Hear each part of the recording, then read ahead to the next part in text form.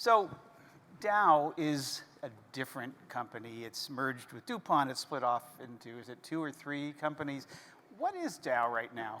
Right, it's a materials company, and we hope to make it the most sustainable material science company in the world.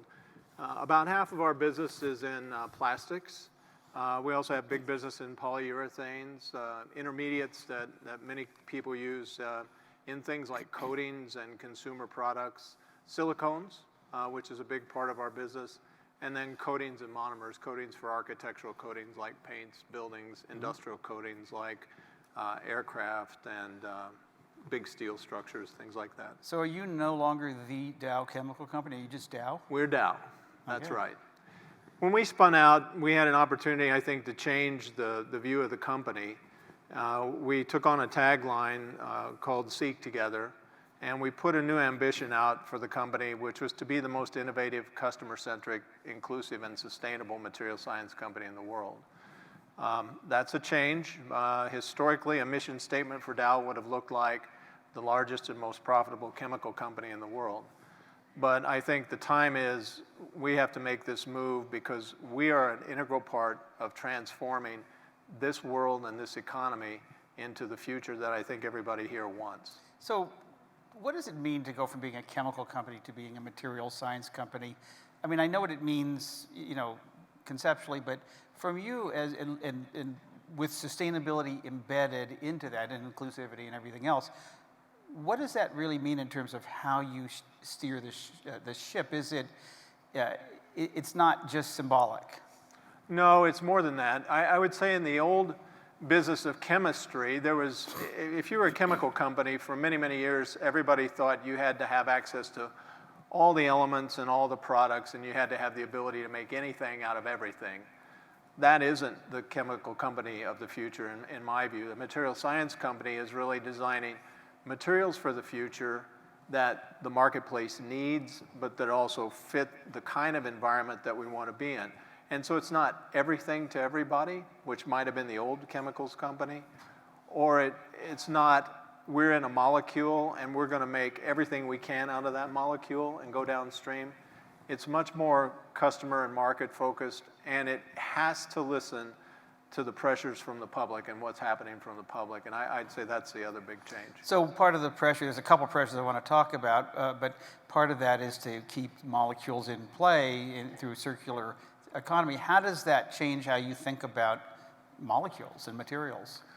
Well, plastics is a key point right now. I would say plastic. How big of your business is plastic? About $25 billion. Is that, I don't know the overall. Half the company. Half the company, okay. Yeah. That's the largest business unit.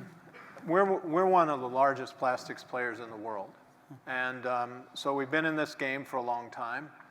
We understand the markets, but we also understand the opportunities and the challenges that are ahead of us. So circularity is our biggest challenge when it comes to plastics. And it's a solvable problem, right? Plastic waste has been the thing that's captured everybody's imagination and really got people angry about that situation. But what we're trying to solve here is we're in a linear economy, and we have been for a long time. Well, we're a consume and dispose economy. We're not a consume and recycle or a consume and reuse economy. And so our big challenge as a company is how do we stop the waste and how do we close the loop on that cycle? And that's an opportunity for us, and we've embraced that, and I would say the whole industry has embraced it. In June of 18, I happened to be with 4 other CEOs of big companies, and we put together the concept of this alliance to end plastic waste. And from then to now, we have 50 partners in the value chain and a $1.5 billion raised to try to stop the waste and close the loop, and working on real projects and real solutions to demonstrate how to do that. Primarily in Southeast Asia. Well, the target right now has been Southeast Asia, and mainly because the problem there is the biggest, and the infrastructure there is in the poorest condition or in no condition. Yeah. If you're in Americas or in Western Europe, we have the capability to handle our solid waste problem, whether that's plastics or paper or glass or metal. We can handle 96, 97% of our solid waste. Now, it may end up going to landfill, which may not be what we want for the future either. but there are managed systems to handle it.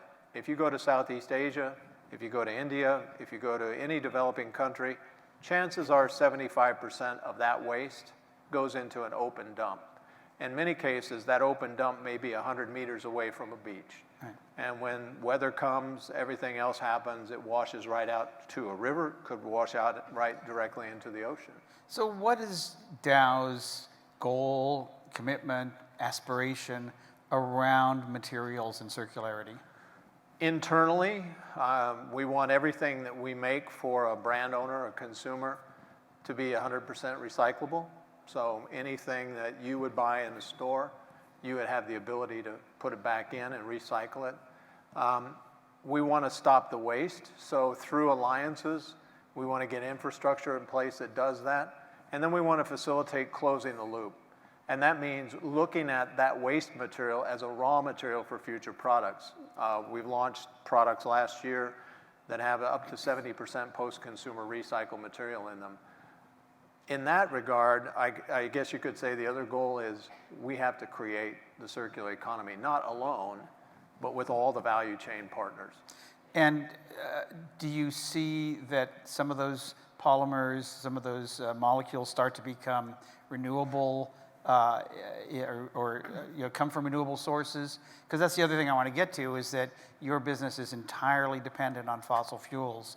Fossil fuels, lots of different opinions, are going to have a long, short, medium life, and there's a lot of people that believe it should be a lot shorter than most people are planning for. So how does that feed into your strategy?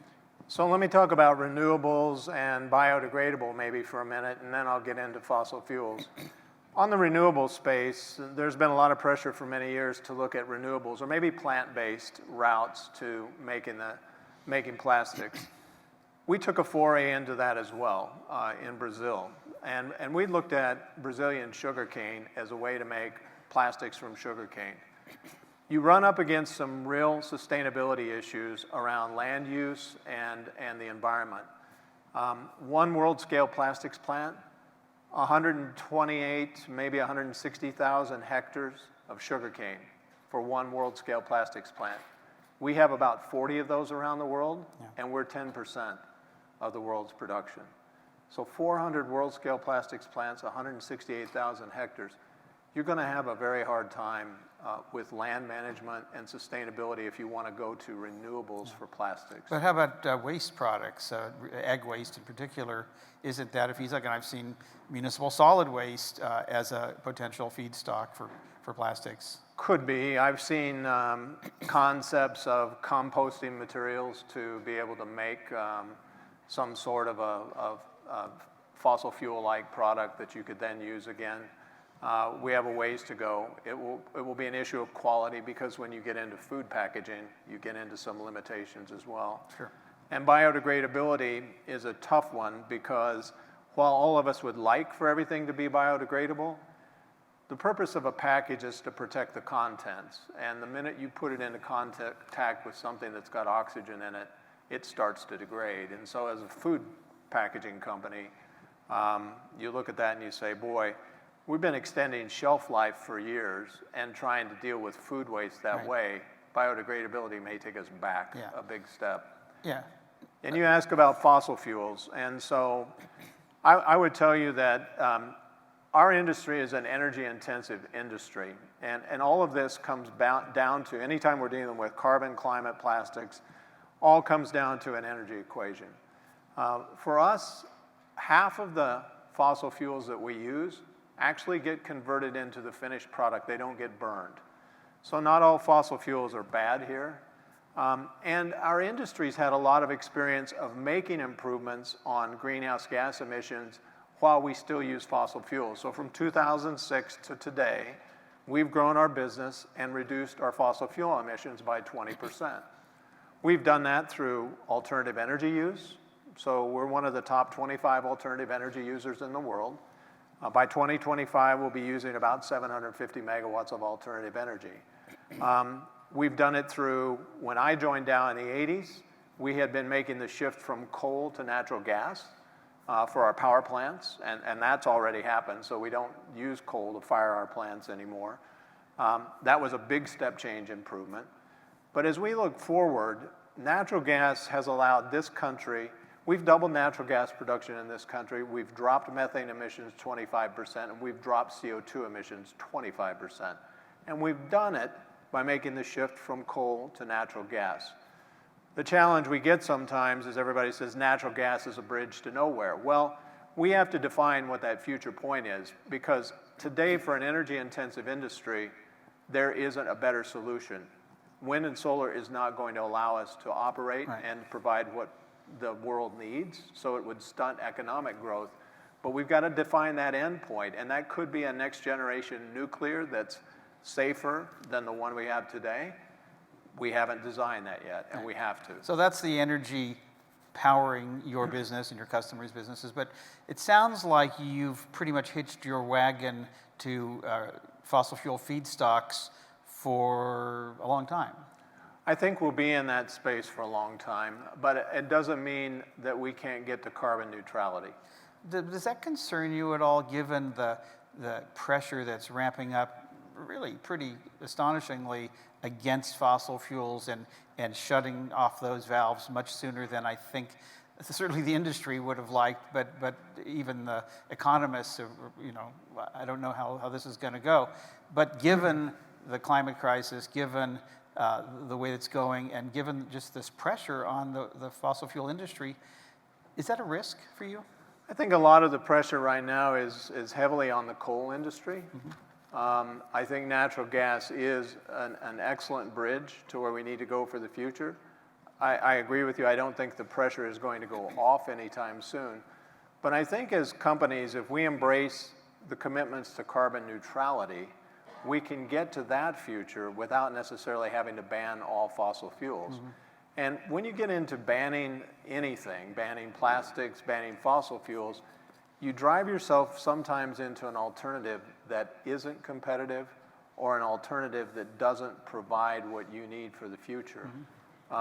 There was an interesting article last week about an Oxford professor that was approached by a bunch of students to say, let's divest everything that Oxford has in fossil fuels, and by the way, we shouldn't be using any fossil fuels here. And he said, fine, I'll turn off the heat to the dorms tomorrow. And they were like, well, that's a very flippant response. And he said, but the reality is, it's a dangerous thing to do. And you have to understand what's the efficient way to keep everybody warm and to heat things. And that's really what we're using fossil fuels to do. If you want to make a move to solar photovoltaic, here's a great example. That's one of the most energy intensive processes in the world, is to make polycrystalline silicone for those cells. Right. Hemlock Semiconductor was a JV of ours. It's the largest energy user in the state of Michigan. It can't do it without natural gas. Could it do it with new nuclear? It could probably do it with that. Yeah. Without gas, you would be looking at making solar cells maybe by burning coal. Yeah. Probably not the direction you want to go. Right. So we know that we need to be part of regulating the future, but that regulation needs to be smart, and we need to work on the timeline to get there. Yeah. Dow has let's just call it an interesting history in terms of the public perception. Some of that goes back to decades, and some of it goes back to companies like Union Carbide that you acquired that had some legacy products associated with the Vietnam War, for example. And some of that has changed and some of it hasn't. And so how are you thinking about how you want to change the perception or grow the current perception of Dow in the public's eyes? Well, to me, the perception that I want people to have about Dow is the embodiment of what our people do every day. Right. We're a product of small communities. We're scientists and we're engineers. Everybody, whether you're my generation or the new generation that's coming into the company, has the same ideas in mind. They want to tackle the same challenges that you want to tackle, and they want to work on those projects. So we use this opportunity to put in front of them, we're going to be carbon neutral. We're going to close the loop on water. We're going to be reducing our energy intensity. We're going to look at waste plastic as a feedstock versus maybe everything being a virgin feedstock from a natural gas well. All of those projects drive creativity and innovation.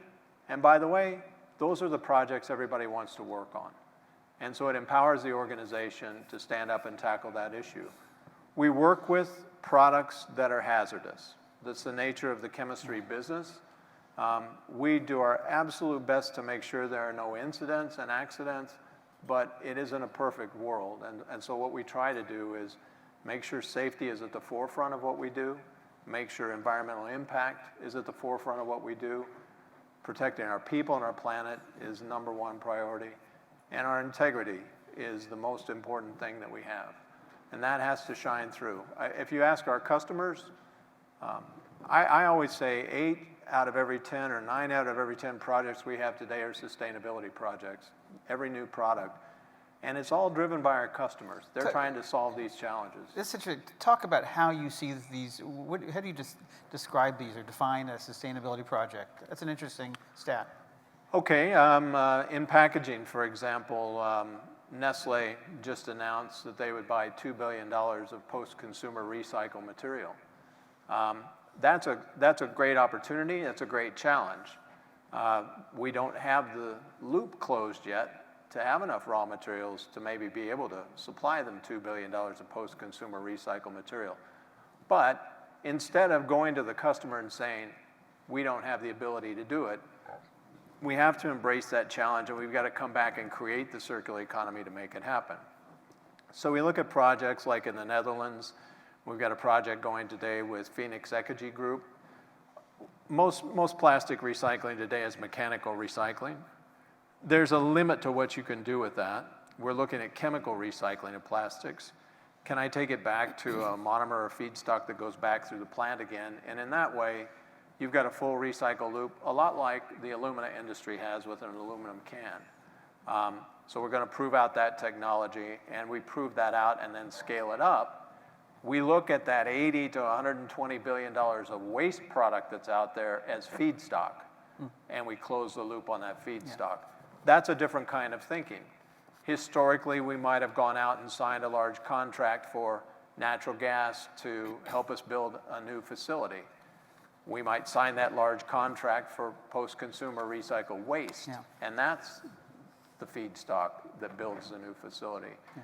And I'd say the other change is we've changed the way we allocate capital inside the company to focus on sustainable products and sustainable future. So, I told the team, and it's not sometimes a popular thing, I'm not going to invest in another expansion of the old technology when I've got 2 or 3 opportunities here for the new technology. Maybe they're still in research stage and pilot stage that we need to prove out, but we're going to prove them out so that when I need to build that other new big facility, I have the option to build it with new technology. Okay. And as I look at older plants, I have the option to replace them with that new technology. We're pretty much out of time, but I want to ask one more question sort of briefly. You're a lifer at Dow. You came right out of University of Missouri into Dow, and here you are, CEO for the last, how long have you been? It's been about 18 months 18 as months, CEO, almost 2 years. Yeah. So you've got obviously some runway ahead of you.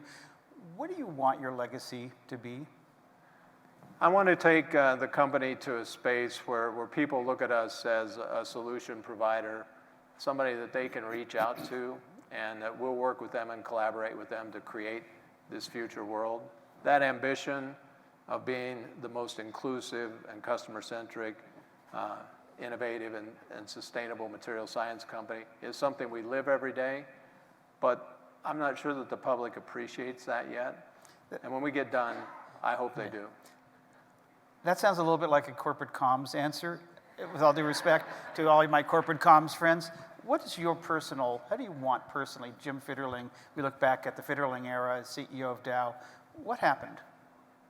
We made a change from being just focused on financial results to focused on financial results and impact on the world. I'd say that's the biggest change. I like it. And got all of our people, not just the management of the company, but all of our people at all levels engaged in driving those solutions. I like that. Thank you. Please join me in thanking Jim Fitterling. Thanks, Joe. Thank you, Jim. Good to see you.